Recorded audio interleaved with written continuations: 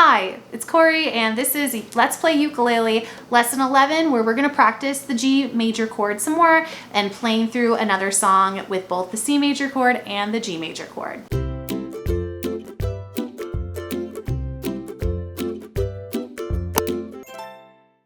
This lesson is in companion with the Let's Play Ukulele workbook, which is available on my Teachers Pay Teachers, as well as available to my Patreon community if you are a member. All of the information for that can be found in the description box below if you'd like to check it out. In this video, we're going to be practicing the switch between the C major and the G major chord a little bit more with practicing with another really simple song, Mary Had a Little Lamb. If you've never heard of Mary Had a Little Lamb before, this is what it sounds like. 1, 2, here we go.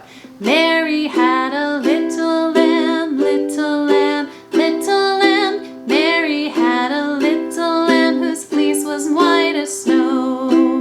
You might notice from the last lesson that Mary Had a Little Lamb and London Bridge is Falling Down have very similar melodies with some difference in them. Make sure when practicing Mary Had a Little Lamb that you don't find yourself singing the melody to London Bridge is Falling Down. It's definitely something that happens, and I have to make that mistake too.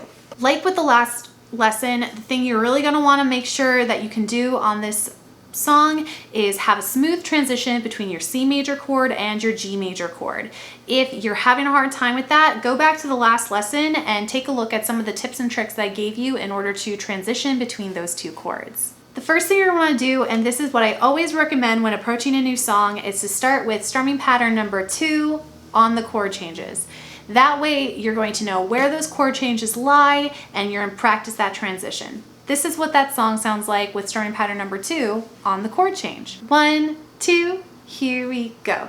Mary had a little lamb, little lamb, little lamb. Mary had a little lamb whose fleece was white as snow. After you're really comfortable with strumming pattern number 2 and playing on the chord change, then at this point, it's your decision what you want to do. You can either try playing it on the beat or on the subdivision or using the down, down, up, down strumming pattern. As a reminder, if you go to the down, down, up, down strumming pattern, you might have to make some adjustments in the pattern in order for it to work with the song. I'm going to give you examples of what all those sound like now. So here's Mary Had a Little Lamb using the on the beat method. 1, 2, here we go. Mary had a little lamb, little lamb, little lamb. Mary had a little lamb whose fleece was white as snow. Here's an example of playing Mary Had a Little Lamb using the subdivision method. 1, 2, here we go. Mary had a little lamb, little lamb, little lamb. Mary had a little lamb whose fleece was white as snow.